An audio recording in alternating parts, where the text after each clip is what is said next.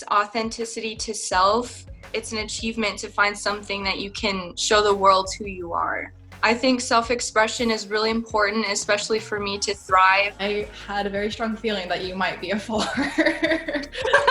Really? How come? What were like the giveaways? Hello everyone and welcome back to another video. So today I'm going to be meeting with my new friend Anna, who is a 4-wing 5 INFJ, and I am a 9-wing 1 INFJ. So this is going to be a lot of fun. Before you leave this video, I hope you will like and subscribe. That way you can get more content like this soon. Also be sure to check out the link to my website in the description box below. All right, let's get into it. All right, this is Anna I have with me today. So how did you discover what type you are? Well, a friend sent me a link to this test. It was just the basic, I think, 9 types test. And I've heard of Myers-Briggs, but never 9 types. So I took the test and I got type 4. So I think that was about a year ago. 4s, 6s, and 9s sometimes have the hardest time finding out what their type is, but because 4s are like, I don't exist on here. No, I'm not on here. And we have a place for that. Yeah, I definitely struggled because I scored really high with type 7 too. So I was like, am I type 4 or am I type 7? And the more I looked into it, I was like, okay, just accept, Anna, that you're type 4. The self-preservation 4 a lot of times gets mistaken as a 7. But anyway. Okay, that makes sense. Yeah. Okay, how do you notice your wing in your everyday life? Well, from my experience, I know that type 5s are like very observant and curious about the world around them. And I definitely feel that way, like with learning. I just really love to deep dive into things, and I just love observing my environment and people around me and just how things work. So I'd say that's how I see my wing in my everyday life. Yeah, and we met through social media, and I just looking at your Instagram page, it's very beautiful, it's very unique, but it's also kind of morbid. And what I mean by that is there's a lot of references to the beauty in death and and I think that sounds kind of silly, but I think a lot of other 4s and even 5s have this kind of morbid this morbid view on things, but it's not bad, being able Right. to kind of remove themselves from, I don't want to say humanity, but remove themselves from, what's making them sad and really just relish in it. Yes, yeah, that makes a lot of sense. Okay, what do you consider to be your biggest achievements? I would say one that really comes to mind, it's not necessarily an achievement that involved an award or anything, but I'd say just learning about photography. I think self-expression is really important, especially for me to thrive in my life. And I think it was a year ago I discovered photography, and it allowed myself to express my ideas in a more coherent way. And I just think it's an achievement to find something that you can show the world who you are. Yeah. And, having that outlet or having a place to pour yourself into, or having something to show for your work, I think is really rewarding. And, I think a lot of 4s are kind of, looking for a way that they can kind of show, what can I do with my talent? What can I do with my ideas and who I am? And I think you found a really beautiful way to do that. Thank you. What are your 3 best qualities? I think the main one is authenticity to self. My whole life I've strived to just be myself, even if it wasn't accepted or normal. Another one I think would be maturity. I've always been told that I'm very mature for my age, and I've gotten my age guess wrong so many times, and I think that can be a strength. And I think the last one would be creativity, just my ability to express ideas and emotions in ways that maybe other people could not. Yeah, you have a lot of depth to you. And that's something that I think other people have a hard time showing and expressing, but fours are really good at. When do you feel the most confident and the most insecure? I think I feel the most confident when I'm doing something I love and doing something that I know a lot about. Like, for example, again, going back to photography, when I'm just like taking photos with friends or there's like music playing and I'm expressing myself, I just feel most confident because I feel like I'm being most true to myself. And I think on the opposite end, I'm most insecure when I'm in this group of strangers and I'm forced to do something that I don't know a lot about. Like, for example, if I was forced to play a basketball game with a group of strangers, I would be so insecure because I'm like, I don't know what I'm doing. I don't know anyone here. So, yeah, definitely. Yeah, well, and fours are a withdrawn type and fives are withdrawn type. So you're withdrawn and your wing is withdrawn. And withdrawn doesn't necessarily mean introverted, but it is kind of how it sounds. And you're going to be a little bit more reserved and maybe not as excited to make a ton of friends all at one time. Right. Yes. um, what does your inner critic tell you? Um, a big one that my inner critic tells myself is that I need to open up. I tend to be a very private person, at least at first, and it's always like, you need to open up or you need to loosen up and stop being so like intense. Like I crave intense connection with people, and sometimes upon first meeting them, they get that sense and they're like, "Whoa, like slow down." So definitely that, and it's always like, Anna, you need to stop trying to find deep meaning in life. Just kind of like relax, go with the flow, and stop trying to think about things so much. Yeah, and what's funny is the other four that I've done the interview with, 4-3, one of the first times that we hung out together by ourselves, she is the self-preservation four and looks kind of like a 7, and she's like, let's go to a baseball game, and I was like, okay, sure. So we went, and the whole time she was asking, she's like, so can just tell me about the story of your life, and what are some of the worst things that have ever happened in your life? And I was like, well, I mean, if you want to know, I mean, I'm fine with sharing, I guess, but I mean, Right. and I was like, you're not a 7. No. You're a 4. Yeah, I was like, I have my suspicions about you. But Yeah. yeah, looking for that deeper meaning. And it's funny that you say your inner critic is what's telling you to, lighten up when it seems like you're kind of naturally leaning towards this intense, this deeper meaning kind of thing, but your inner critic is like, guys, like, calm down, it's okay. Yeah. Definitely. Okay, what is the best and the worst feeling?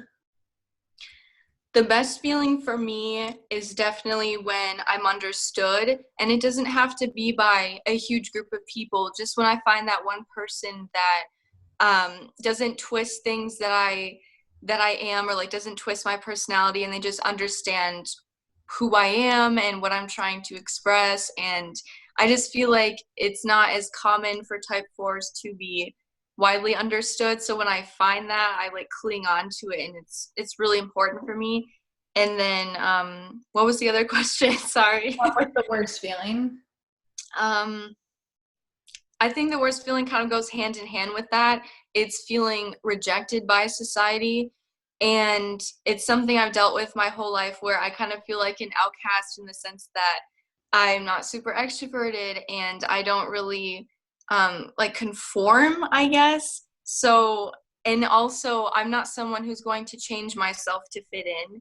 So it was like this constant battle within myself, like, Anna, if you just change yourself, you will fit in. But my other side's like, I don't want to change myself. So definitely the worst feeling is feeling rejected.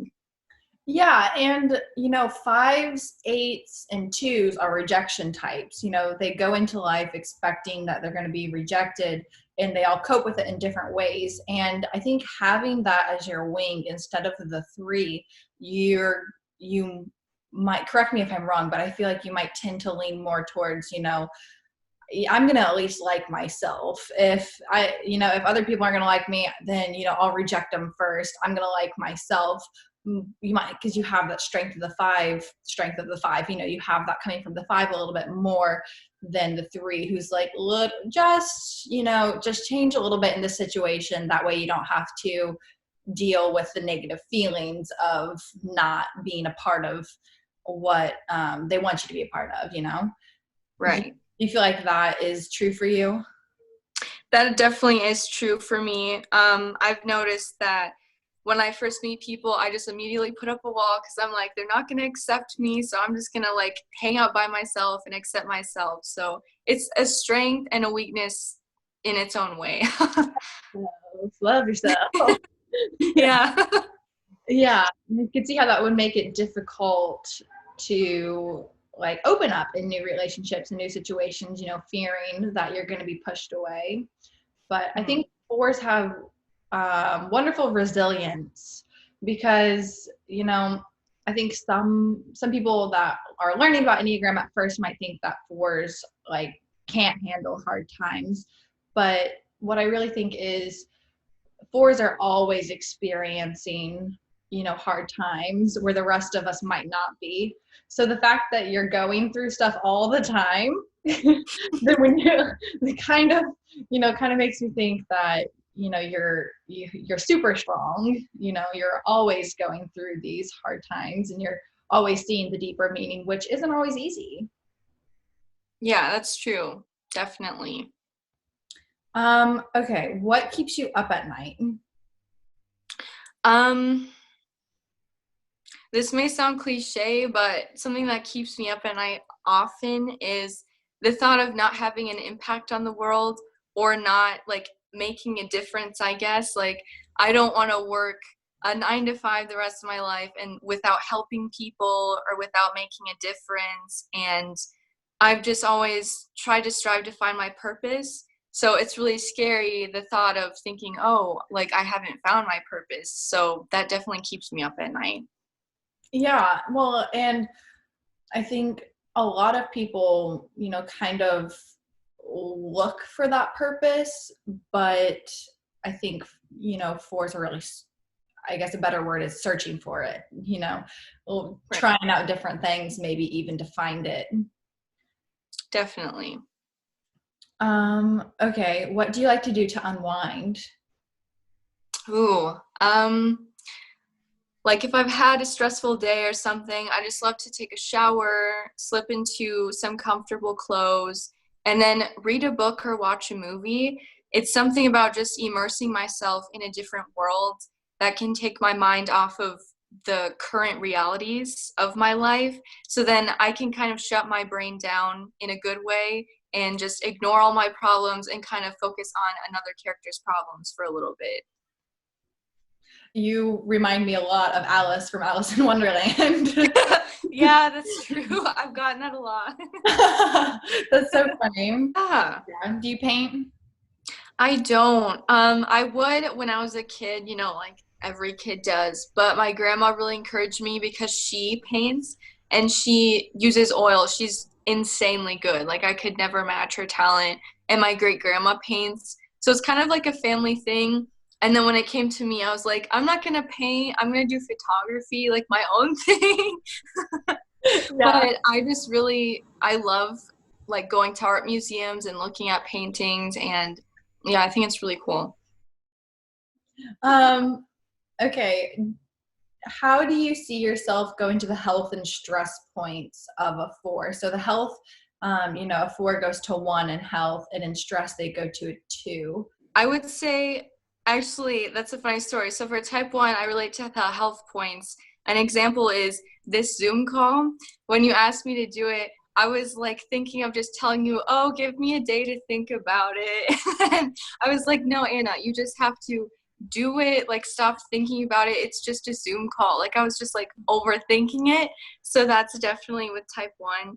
And then with type 2, yeah, definitely when I feel like I'm getting super close to someone and they put me in a box and identify me as something, I tend to push them away, and I'm like, I'm just not that one thing. There's more to me. And I kind of feel misunderstood, even if that's not what they're doing. I just overthink it, and I kind of put myself on like a high pedestal, I guess. I'm like, I'm more than that.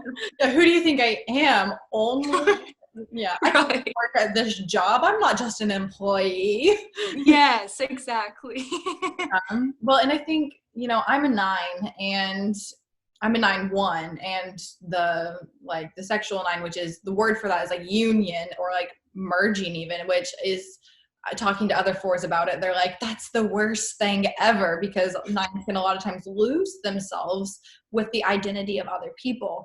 And so like getting in relationships with people and with friends, they can sometimes just blend in so well that they don't really, they kind of lose track of who they are, where 4s, I think, are really good at, keeping that line, keeping that boundary of, oh, well, you're over here and I'm over here. Okay. And, I think that's a lesson we can all learn from 4s,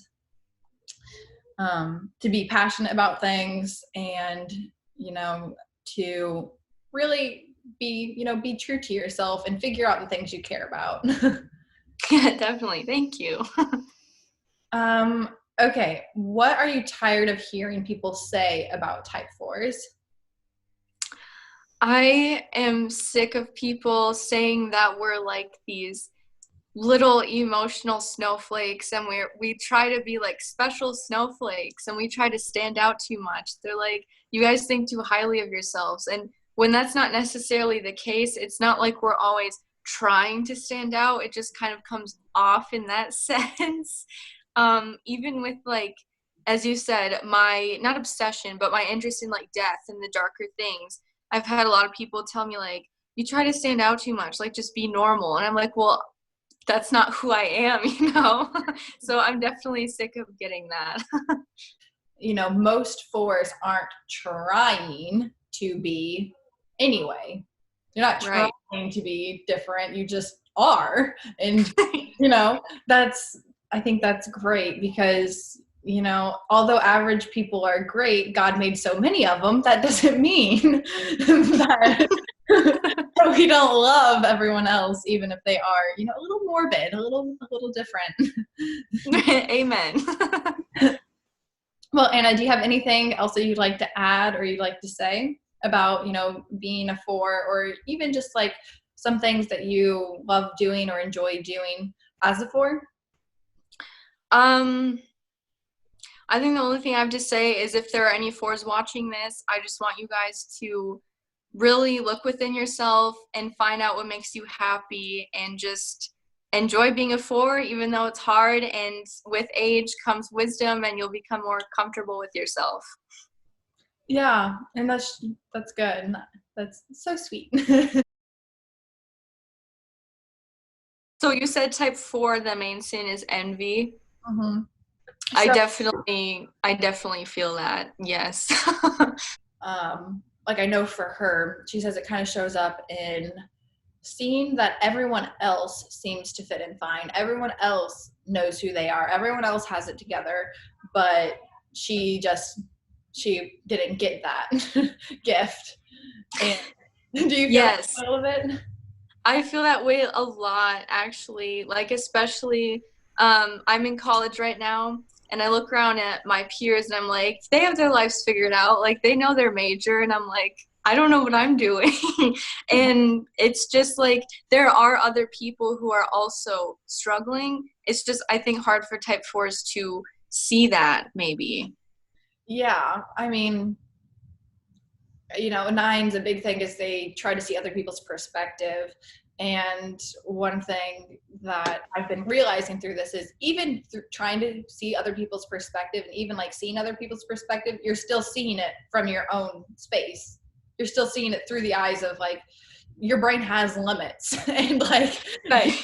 so like even as a 4, you can be like, I consciously understand other people have struggles, but I have really strong feeling they're not the same as my struggles. Right, I'm different. Please, can you not? I'm not a peasant. Yeah. Yeah, I'm gonna ask a very 4 specific question. Etsy? I love Etsy. Actually, this shirt is from Etsy, so My goodness. Yeah, online shopping. Oh gosh. that's definitely one of my weak points.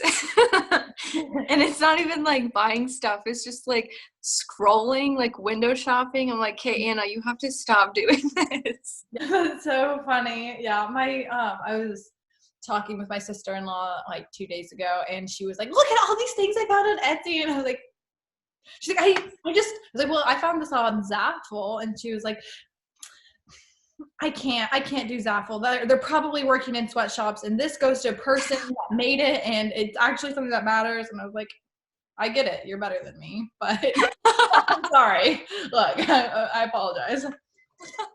That's so funny. I mean, I'm not a person who's like, I have to shop sustainable 100% of the time, but I definitely have been like trying to. So Etsy, and also with Etsy, you can just find the most unique things. So I'm like in heaven. Like no one else has it. There's only 6 other people in the world who have this. Exactly. Yeah, there's one of them per billion people. I think I'm good. I will see you later. Bye. Bye. Okay guys, I hope you really enjoyed getting to know Anna, the 4-wing 5, a little bit better. She was so generous to open up to us a little bit and, you know, see how it looks being a 4-5 in everyday life. So again, be sure to like and subscribe, check out my website, and you know, Anna's handle is going to be listed in the description below, so you can go to her page and just look at the beautiful photography that she does. I can't wait to see you guys in another video soon.